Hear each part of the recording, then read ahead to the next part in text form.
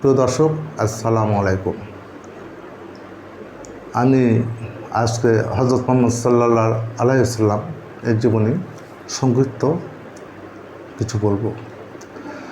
হিজরতের 5 বছর পূর্বে হযরত মুহাম্মদ সাল্লাল্লাহু আলাইহি ওয়াসাল্লাম আরবের সর্বপ্রান্তে ইসলাম প্রচারে ব্যস্ত হয়ে পড়েন এবং তিনি ইসলাম প্রচার চালাতে থাকেন। সে সময় কিছু কিছু লোক ইসলাম ধর্ম গ্রহণ করতেও থাকে। তখন আরবের কুরাইশ, কিছু বিপদগামী কুরাইশরা হযরত মুহাম্মদ সাল্লাল্লাহু আলাইহি সাল্লামকে জিজ্ঞেস করে, হে মুহাম্মদ, তুমি যে নিজেকে নবী বলে দাবি করতেছো, তুমি তো বলতেছো তুমি আল্লাহর নবী, তুমি আমাকে প্রমাণ দেখাও।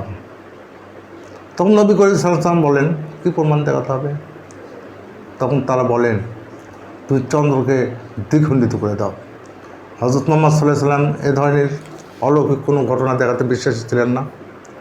যেভাবে হোক আল্লাহ প্রদত্ত কথা তার কানে বিশ্বাস হয়। হে মুহাম্মদ, তুমি দেখাও, তুমি চন্দ্রকে দ্বিখণ্ডিত করে দেখাও। তখন হযরত মুহাম্মদ সাল্লাল্লাহু আলাইহি সাল্লাম নখের ইশারা করেন এবং চন্দ্র দ্বিখণ্ডিত হয়ে যায়। তখন ওই বিপদগামী কুরাইশরা প্রচার করতে থাকে যে মুহাম্মদ জাদু জানে, মুহাম্মদের পক্ষে সব সম্ভব, এ অনেক বড় জাদু জানে।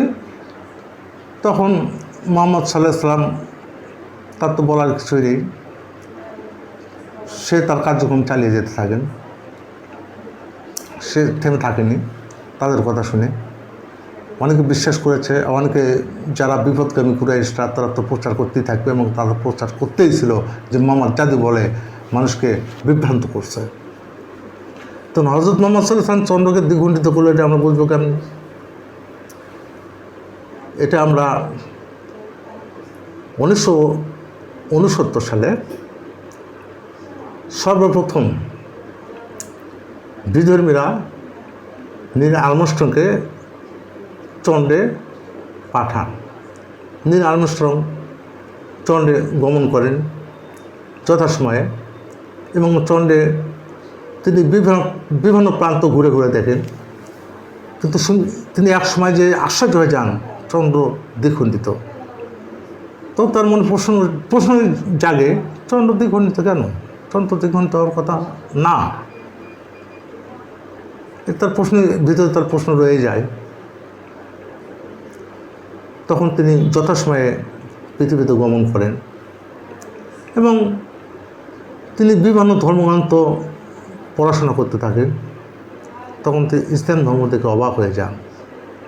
কিন্তু এমনই অবাক হন যে সেই সময় 619 খ্রিস্টাব্দে কুরাইশরা হযরত মুহাম্মদ সাল্লাল্লাহু আলাইহি সাল্লামকে বলেছিল, হে মুহাম্মদ, তুমি চন্দ্রকে দ্বিখণ্ডিত করে দেখাও। তখন হযরত মুহাম্মদ সাল্লাল্লাহু আলাইহি সাল্লাম নখের ইশারায় চন্দ্রকে দ্বিখণ্ডিত করেছিল। তখন নীল আর্মস্ট্রং আর সময়ের কাল খাপুন না করে সাথে সাথে ইসলাম ধর্ম গ্রহণ করেন। তো সবচেয়ে মজার বিষয় কি জানেন? ওই বিধর্মীরা এখানেই ওই কুরাইশদের মতো, কুরাইশরা যেরকম বলেছিল চন্দ্র দ্বিখণ্ডিত মুহাম্মদ জাদু জানি, তারাও বলতেছিল। তারা তখন বলতে থাকলো নীল আর্মস্ট্রং কোনোদিন চাঁদে যায়নি, ওটা মিথ্যা, ওটা গুজব। অথচ সারা পৃথিবীর মানুষ মিডিয়ার কল্যাণে দেখতে পেয়েছে নীল আর্মস্ট্রং সেই সময় চন্দ্রে গমন করেছে, কীভাবে সে মানে এক পা তুলতে ওখানে প্রায় 50 পা লাফায় যাচ্ছিল।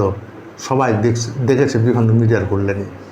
অথচ এই বিধর্মীরা প্রচার করতে থাকে নীল আর্মস্ট্রং কোনোদিন যেই তিনি ইসলাম ধর্ম গ্রহণ করেছেন, এরা তখন আশ্চর্য হয়ে গেছে না, এটা প্রচার করতে দেওয়া যাবে না। তখন তারা বলে নীল আর্মস্ট্রং আসলে চন্দ্র কোনোদিন গমনই করেনি, এটা একটা গুজব। আসসালামু আলাইকুম, আল্লাহ হাফিজ।